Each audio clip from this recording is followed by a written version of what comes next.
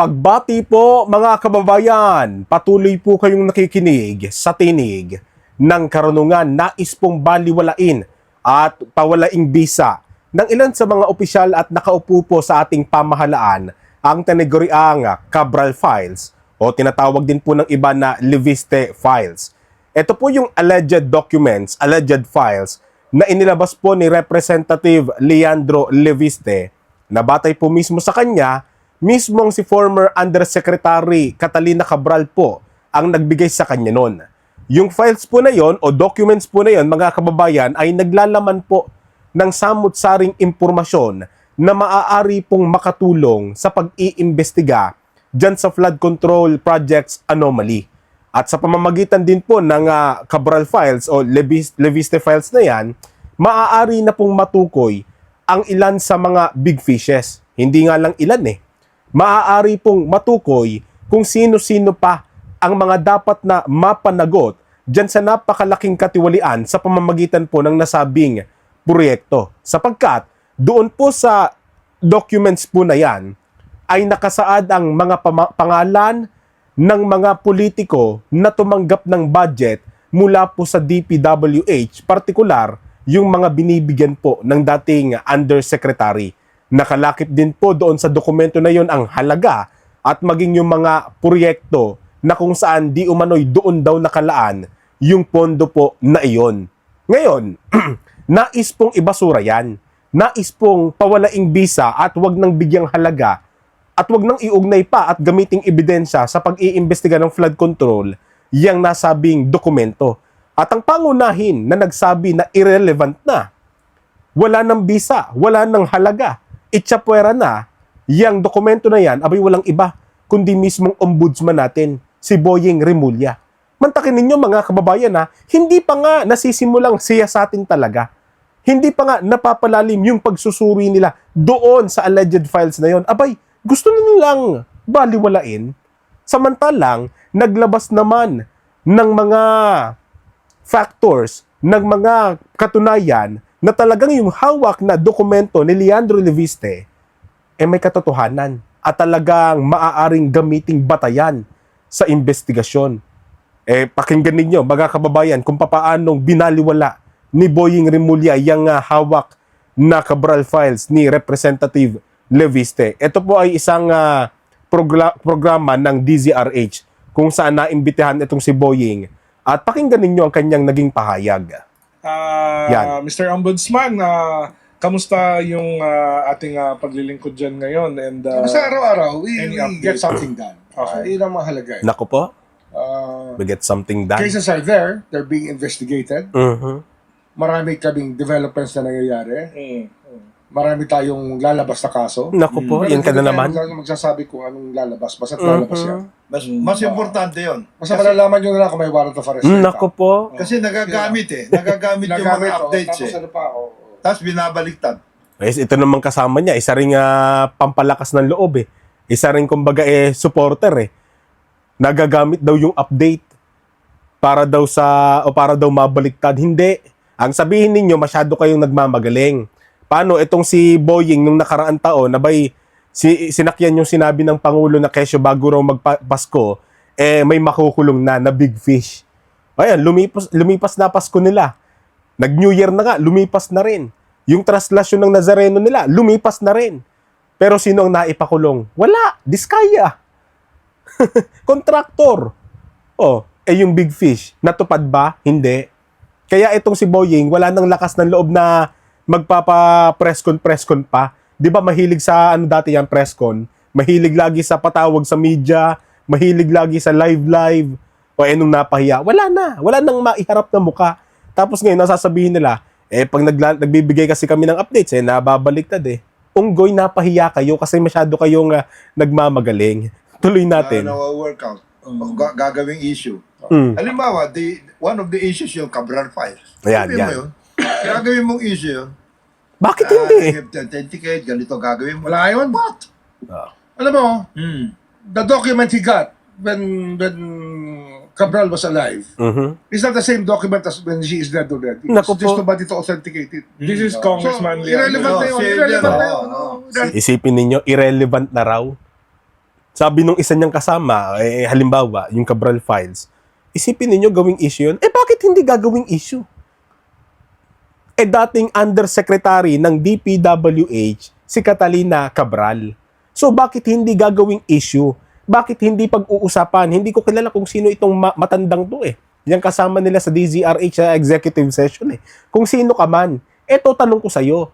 Bakit hindi gagawing issue? Bakit hindi pag-uusapan, lalo na sa social media, yung Cabral Files na yan, kung yung mismong nagbigay kay Leandro Leviste, dating undersecretary ng DPWH. Siguro sa bahagi mo, sa bahagi ninyo, ayaw yung maging issue.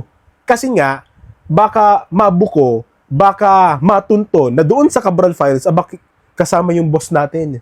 Teka lang, yung big fish, boss pala natin yon. Kaya ayaw nyong i-big deal, ayaw nyong gawing issue. At ang sabi pa ni Boying, irrelevant na raw. Paano naging irrelevant yun? Abay, isipin ninyo, iba daw yung dokumento nung nabubuhay pa si Cabral. At iba na raw yung dokumento nung namatay na si Cabral.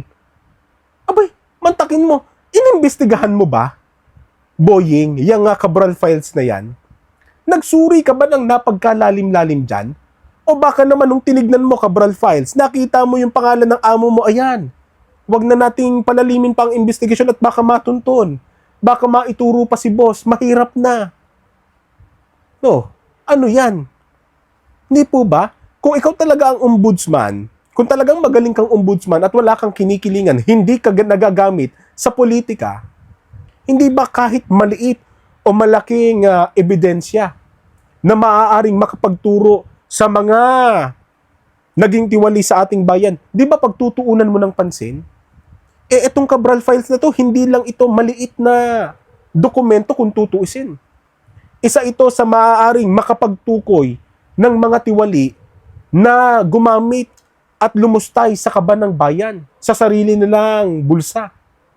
Tapos sasabihin mo, irrelevant na yon dahil lang naniniwala ka uulitin ko, naniniwala ka na iba na yung dokumento ka mo nung buhay pa si Cabral at nung namatay na si Cabral. Paano mo nasabing iba na?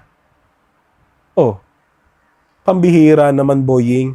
Kaya talagang tama yung nabasa ko sa isang post sa social media.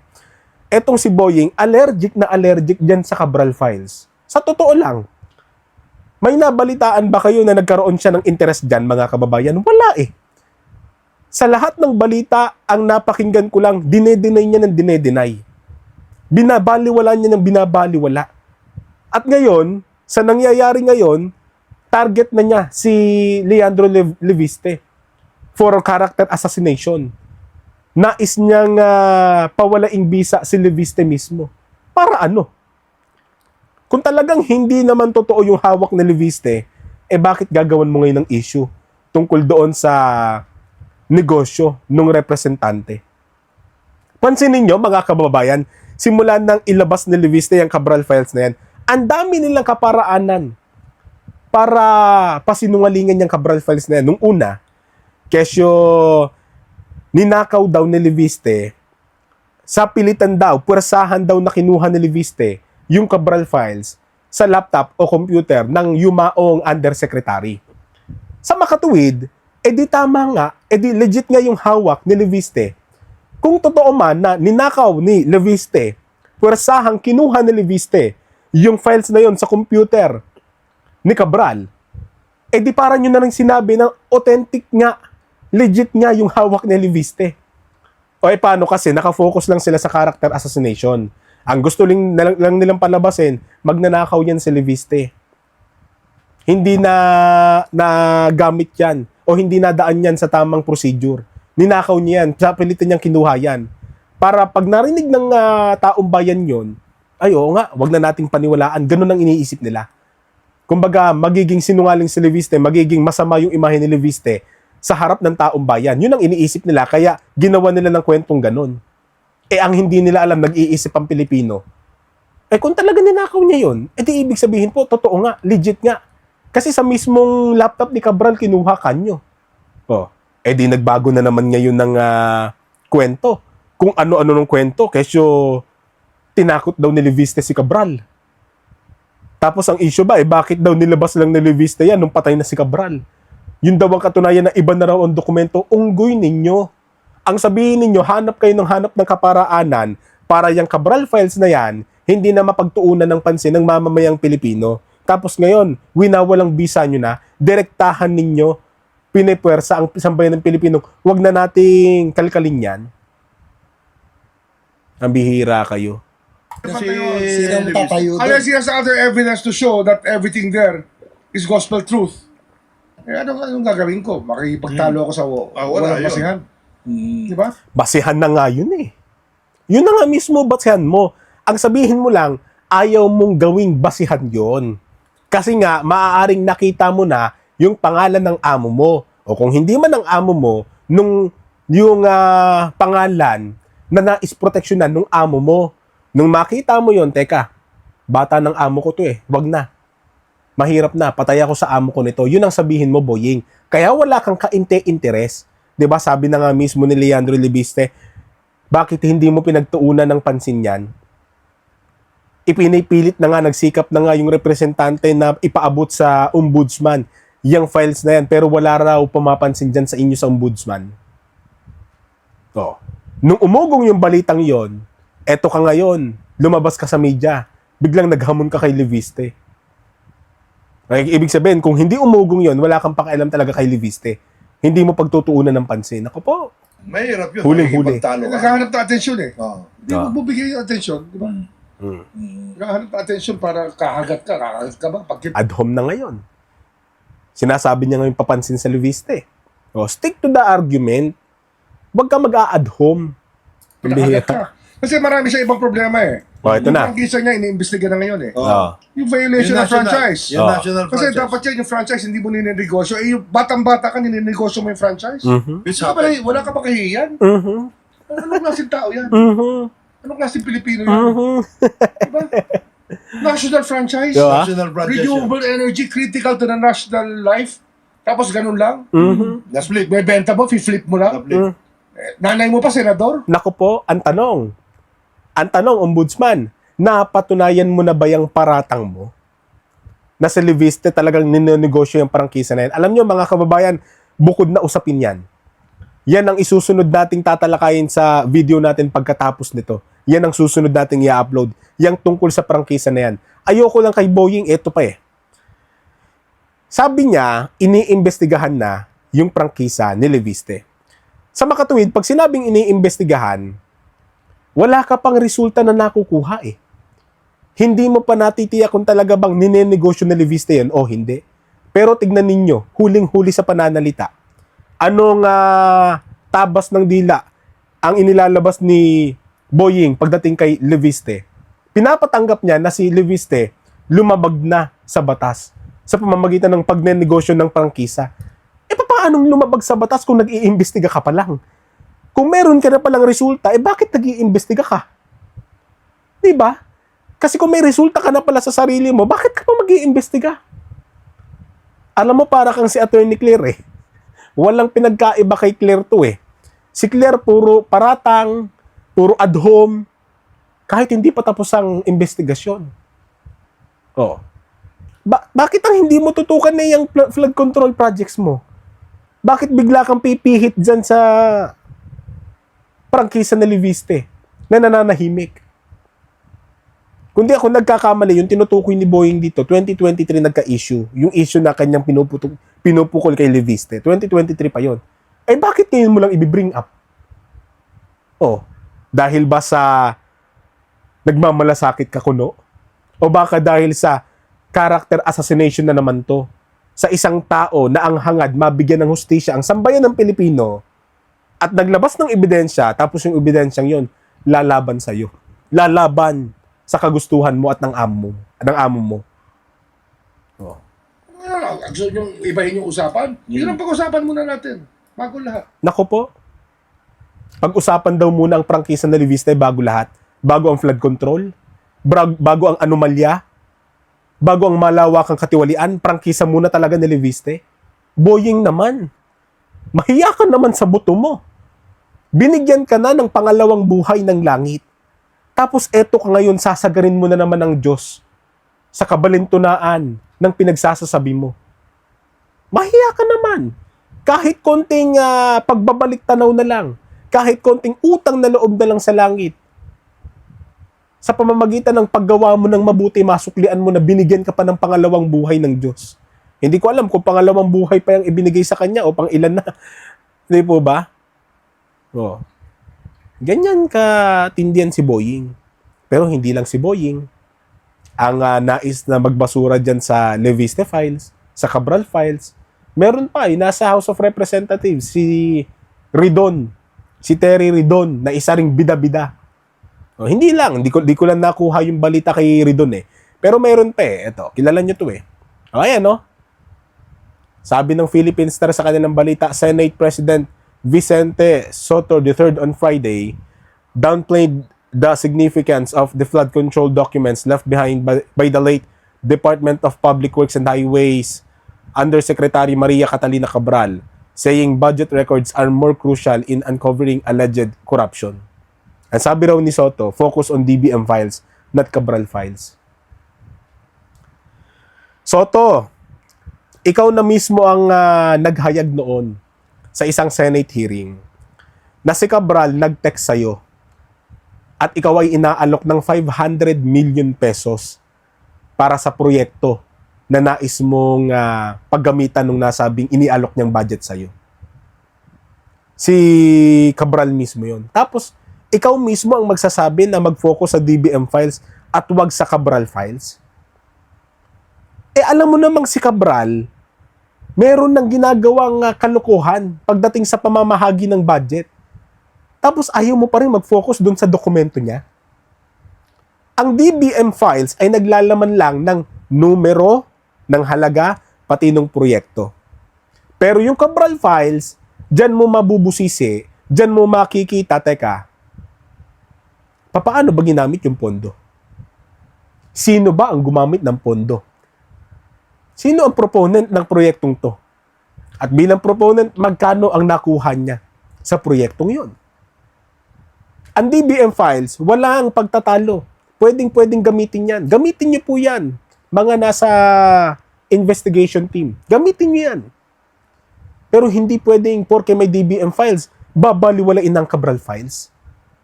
Ang DBM files ay naglalaman ng numero at ng proyekto. Pero ang Cabral files, mas malawak yan.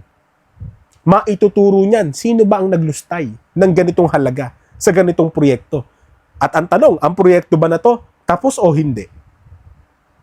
Ang proyekto ba na to substandard o hindi? Kung substandard, saan napunta ang pera? Kung ghost project, saan napunta ang pera? E di questionin ngayon yung nakalagay na pangalan doon, yan ang Cabral files. Tapos sasabihin ninyo, wag mag-focus dyan. Irrelevant yan. Tapos sinasabi pa kanina ni Boying na iba na raw ang dokumento eh. Parang pinapalabas niya, iba daw yung dokumento na hawak ni Leviste, hindi raw legit yun. Iba raw yung authentic na Leviste files o yung Cabral files. O tignan nyo post ni Representative Leandro Leviste. Nagpapasalamat po tayo kay Attorney May Divina Gracia, abogado ng pamilya ni Yumaong Yuse Cabral, sa pagkumpirma sa isang panayam ngayong gabi sa BNC na tunay ang mga dokumentong hawak ko at nag-iwan din si Yumaong Yuse Cabral ng mga kopya nito sa DPWH. Panoorin natin yung mismong video na tinutukoy po ni Representative Leviste. Ito po. Attorney, ano na po ang pinakahuling balita o status ng mga Yan. files na umano'y tangan ni Congressman Leviste na nanggaling daw mismo kay Yusek Cabral? Well, wala po akong maiko-comment tungkol dyan. Yan. Ang masasabi ko lang, during the fact-finding investigation before the Office of the Ombudsman, Ms. Cabral confirmed that he was able to obtain several documents from her office. Base po Nakumpirma niya? Nakumpirma po niya sa inyo?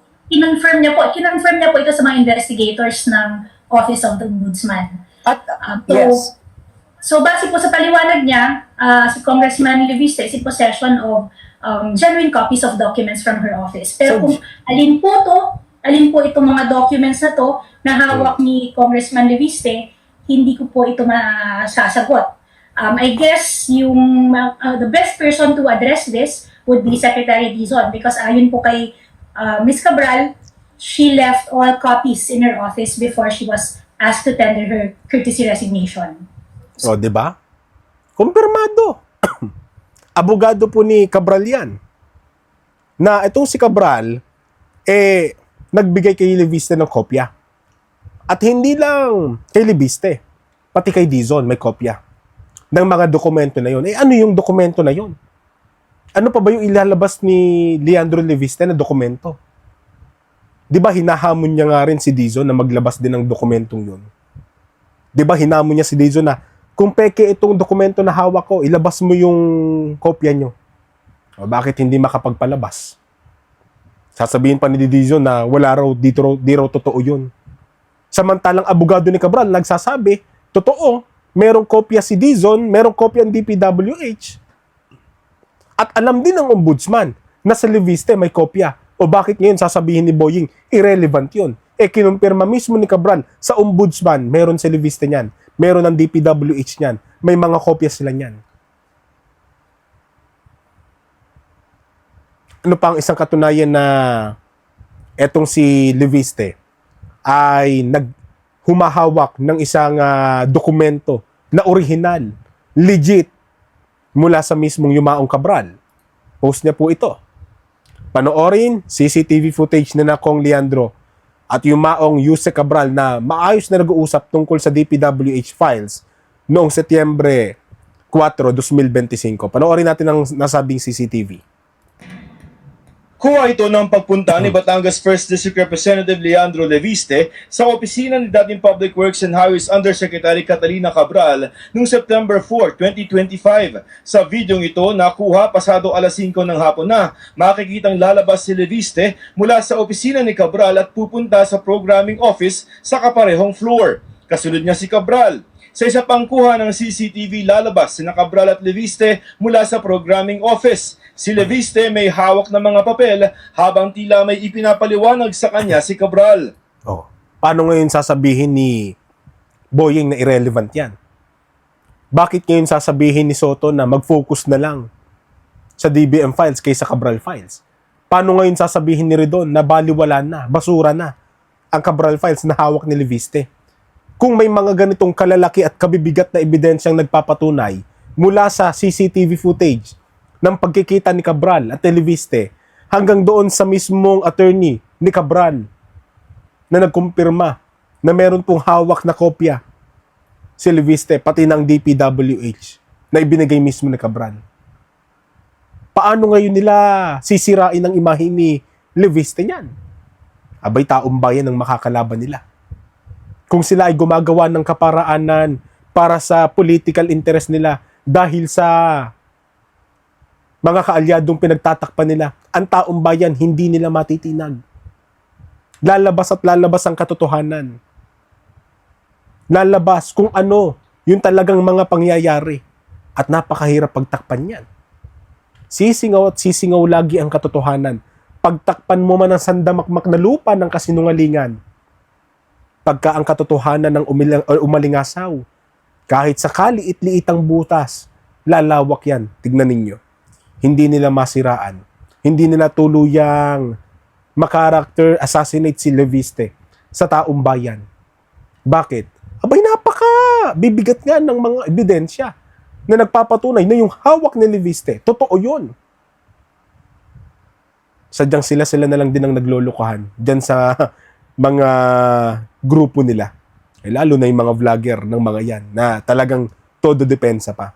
Di po ba? Basta tayo mga kababayan, tayo ay kumbinsido ang hawak ni Leviste na dokumento ay totoo. At dapat po yung gamitin sa pag-iimbestiga para matukoy kung sino ang dapat pang mga managot dyan sa anomalya ng flood control projects. At sa susunod po nating video ay tatalakayin natin yung tungkol naman sa prangkisa na pilit na ginagamit ni Boying, masiraan lang si Leviste. Hanggang sa susunod po na talakayan. Paalam.